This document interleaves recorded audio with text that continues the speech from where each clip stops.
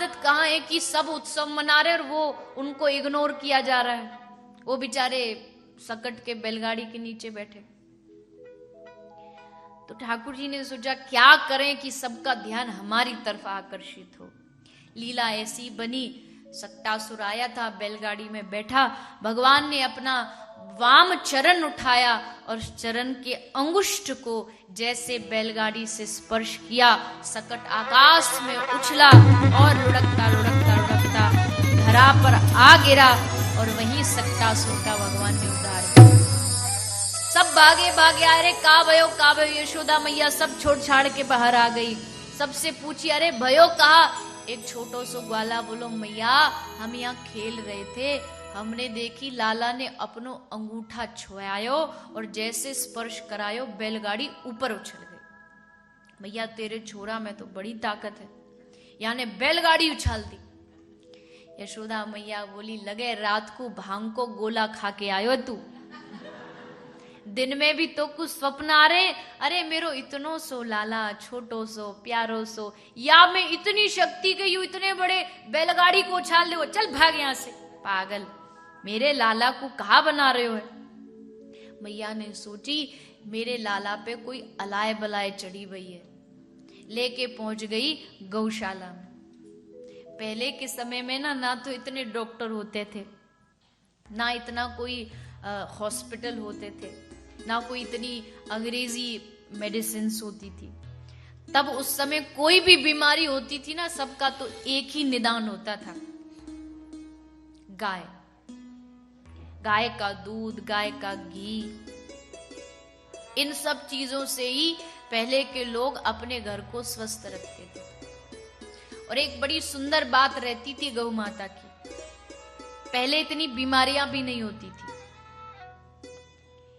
ये कैंसर नाम का रोग तो शायद बहुत पुराने लोगों ने सुना भी नहीं होगा। आज देखो, आज राजस्थान में बीकानेर एक जगह है, वहां पर एक ट्रेन आती है जिसका नाम ही कैंसर एक्सप्रेस है।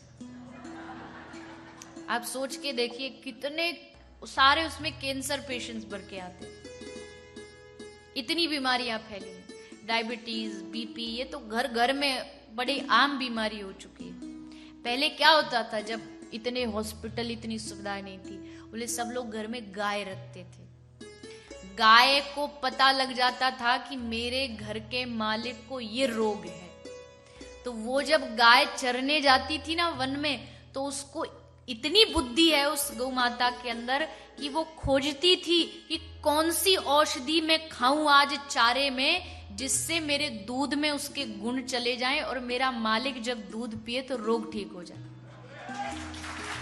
इतनी बुद्धिमान जीव प्राणी गाय के अलावा दूसरा कोई नहीं हो सकता। मैं ये नहीं कहती कि और पशुओं में प्राण नहीं है, उनको मार देना चाहिए, बिल्कुल नहीं। पशु तो पशु है, कोई भी जीव हो, लेकिन सब पशुओं में अगर बुद्धि की बात करी जाए तो गाय में जितनी बुद्धि होती है, मैं कई बार कहा करती हूँ, आपके यहाँ तो पॉसिबल नहीं है, लेकिन भारत में कभी अपने आपके जो गांव हो गुजरात में, वहां जाके एक करके देखना प्रैक्टिकल। आप किसी गाय को 5 बजे कुछ चारा खिला के, रोटी खिला के देखना, और फिर कल दूसरे दिन घड़ी लगा लेना, 5 बजे के आसपास ही वो गाय आपके घर के बाहर पहुंची हुई आपको मिल जाएगी। इतनी बुद्धि होती है उसमें। उसको ये पता है कि ये, आपको पता होगा भारत में एक बहुत बड़ी समस्या ये है कि लोग जब दूध गाय देती है उस समय दूध निकाल लेते हैं, उसके बाद उसको सड़क पे छोड़ देते हैं। वो पूरा दिन सड़क पे घूमती है और जैसे शाम होती है ना, अपने आप वो खोज के अपने मालिक के घर पहुंच जाती है। इसीलिए दूध लेकर के उसको छोड़ दिया जाता है। कोई भी भैंस का जो मालिक होता है ना, भैंस को नहीं छोड़ेगा, क्योंकि उसे पता एक बार गई तो फिर ये मुड़ के देखने वाली नहीं है, गई तो फिर पार गई। पर गाय का उसको पता है, मैं कहीं भी छोड़ू ये ढूंढ ढांड के वापस घर आ जाए। और उसकी इसी बुद्धिमत्ता का वो फायदा उठाते हैं, ये सड़कों पे छोड़ देते।